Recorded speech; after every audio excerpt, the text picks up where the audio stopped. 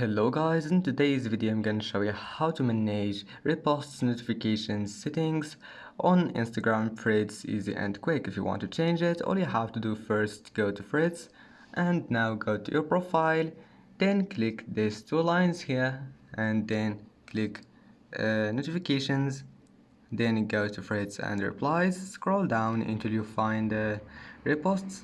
Now you can turn it on from people you follow or from everyone, or you can turn it off if you want. So then just go back and let's make sure it has been saved, and that's it.